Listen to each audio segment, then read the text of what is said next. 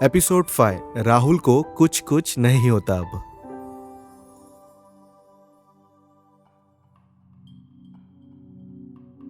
हाय, मेरा नाम राहुल है और ये एक मेरी क्रश स्टोरी है जो बाद में बहुत मेजर चेंज लाई है over the period of time. And I feel like कि ऐसी स्टोरी सबके साथ एक ना एक बार लाइफ में होती ही है जो बहुत लाइफ चेंजिंग होती है। तो ये बात स्टार्ट होती है 2012 से, जब मैं ये लड़की से पहली बार मिला और जब हम लोग बच्चे थे और हम लोग फर्स्ट टाइम ऐसा मतलब हम लोग दोस्त बने, हम लोग खेले। फिर उसके बाद हम लोग ऐसा कुछ फंक्शंस में हम लोग क्लैश होते थे। फिर एक पॉइंट के बाद हम लोग एकदम सडनली 4 to 5 years के गैप में थे, हम लोग मिले ही नहीं, हमारी ना बात हुई। फिर एक दिन सोशल मीडिया की हेल्प के थ्रू हम लोग कनेक्ट हुए, फिर हमारा बातचीत हुआ थोड़ा बहुत, फिर ऑन एंड ऑफ चल रहा था। फिर उसके बाद मेरा जब बर्थडे आया उस दिन से हमारा बातचीत चालू हुआ। फिर उसके बाद 10-15 डेज तक का एकदम रेगुलर चैट्स थे हमारे कि हम लोग क्या कर रहे हैं, अभी क्या है, आगे क्या प्लान्स है, ऐसे सब कुछ बात हुआ। और जितने भी मेमोरीज थी हमारी बचपन में, हम लोग के जो कॉमन फ्रेंड्स थे उनका क्या अभी चल रहा है, हम लोग ने सब डिस्कस किए। फिर भी प्लान कि हमें अब मिलना चाहिए, इतने जब अच्छे दोस्त रह चुके हैं तो। और सारी जितनी भी मेमोरीज है वो सबको एक बार मिलेंगे, मतलब यू गॉट इट राइट कि कैसे एक दोस्त के साथ रहता है। तो 4 to 5 years के बाद मैं उससे फर्स्ट टाइम मिला। मैं उसकी कॉलेज के पास गया उसे पिकअप करने। She was with a friends और उसने इंट्रोड्यूस किया कि ये मेरी फ्रेंड्स है, ये वो, एंड ये भी मेरा दोस्त है बहुत पुराना। फिर हम लोग वहाँ से ऐसा प्लान किया कि किधर जाते हैं। फिर हम लोग एक कैफे में गए। कैफे में बैठे बैठे हम लोग ने कम से कम 2 से ढाई घंटे हम लोग ने बातें की है हमारी मेमोरीज को लेकर। उसके बाद फिर थोड़ी देर के बाद हम लोग बाहर गए, वॉक किए। और जब वो वॉकिंग का जो फेज था उसके अंदर I felt some kind of connection की I am attracted towards her and इसके बाद मुझे डेट करना चाहिए, ऐसा मुझे फर्स्ट डेट में ऐसा फील आया। I was not sure. घर आने के बाद हमारे 1-2 दिन के बाद वापस से रेगुलर चैट स्टार्ट हुआ। फिर हम लोग वापस मिलने का प्लान किए। हमारा सेकेंड डेट पर हम लोग वापस से मैं उसे कॉलेज के इधर से पिक किया। फिर हम लोग एक मूवी के लिए गए, वो टाइम पर अभी आई गेस अवेंजर्स था, तो वो हम लोग देखने गए। और ये सेकंड डेट तक आई वाज श्योर कि मुझे इसे डेट करना है। बट इतने टाइम के बाद तुम किसी से मिलो, यू डोंट फील लाइक कि तुम्हें ये दोस्ती खराब करनी है, क्योंकि तुम्हारे ऑलमोस्ट ये दोस्ती को हो चुके हैं 10 साल के ऊपर तुम्हारी ये दोस्ती है और तुम्हें इसे रिलेशनशिप में लाकर खराब नहीं करनी थी। तो वो एक पॉइंट ऑफ व्यू बहुत दिमाग में से स्ट्रेस दिया।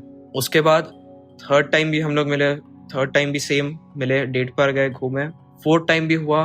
उसके बाद लास्ट मुझे याद है अभी से कुछ अप्रॉक्स 10 months या 12 months हम लोग मिले ही नहीं है। फिर वहाँ पर आई वॉज 101% श्योर कि मुझे उससे मिलना है, मतलब उसे डेट करना है बेसिकली। बट हमारा टाइमिंग्स मैच नहीं हो रहा था और she got too busy in her stuff. फिर उसके बाद मुझे ऐसा लगा कि अब ठीक है, बहुत टाइम हो गया, वो चीज़ को भी 4-5 महीने हो चुके थे और जैन स्टार्ट हो गया था और there was nothing left. I thought कि सब खत्म हो चुका है, अब जब भी कुछ मिलेगा तो हाई हेलो करूंगा, उससे ज्यादा कुछ नहीं। बट जब वो जैन की एंडिंग में एक फैमिली फंक्शन में हम लोग वापस क्लैश हुए एंड आई वाज लाइक कि there is something left between us, जो अब मुझे वापस से उसे उसके साथ रिलेशनशिप में आने का मन था। फिर उसके बाद हमारी बातचीत स्टार्ट हुई वापस से। फिर ऑन एंड ऑफ चैट्स चलते रहे। मिलने के प्लान 2 बार हुआ, एक बार क्या 2-3 बार प्लान बने, बट ड्यू टू सिचुएशंस हम लोग नहीं मिल पाए और वो कैंसिल हुआ। उसके बाद जैसे तैसे मैं ओवरकम करने का ट्राई किया कि नहीं हो सकता है, उसके भी कुछ इश्यूज थे जिससे हम लोग मिल नहीं पा रहे थे and she was elder to me, तो उसके घर से शादी का भी प्रेशर था और ये चीज़ क्लैरिफाई हो चुकी थी कहीं ना कहीं पहले भी, बट मैंने इतना इंपॉर्टेंस नहीं दिया।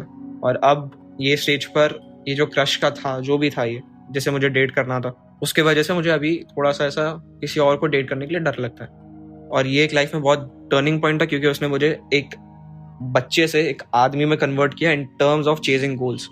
जो हम लोग वॉक्स पे जाते थे, ऐसा जो वॉक करते थे साथ में, स्पेशली जब कोई गार्डन में भी बैठे थे, हम लोग बहुत बार से गार्डन में भी बैठे बात करते हुए, वो मोमेंट्स और पुरानी मेमोरीज को मतलब ऐसा वो करना।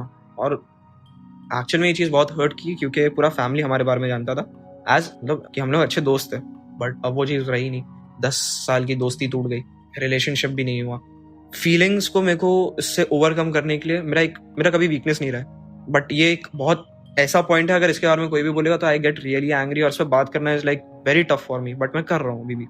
अगर ये वापस आने की ट्राई करेगी तो मुश्किल है क्योंकि फीलिंग्स को मेरे को ओवरकम करने में 7 से 8 महीना लगा और 7 से 8 महीने में जो मेंटालिटी क्रिएट हुआ है उसके कि ठीक है एक पॉइंट तक के तुम्हारे साथ लोग रहेंगे बट उसके बाद तुम्हें छोड़ना पड़ता है, वो मेंटालिटी अभी आ गया है। और आई डोंट फील लाइक कि मैं उसे डेट कर भी पाऊंगा वापस से, क्योंकि उसका भी डायरेक्ट ऐसा है as she is elder to me, उसका शादी की भी बात चल रही है कहीं ना कहीं किसी और के साथ।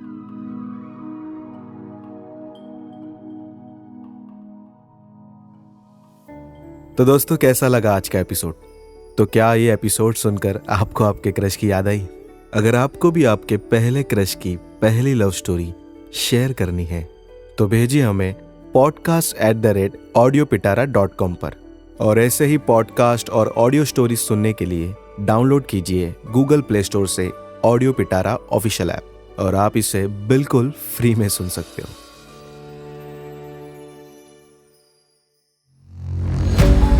ऑडियो पिटारा सुनना जरूरी है।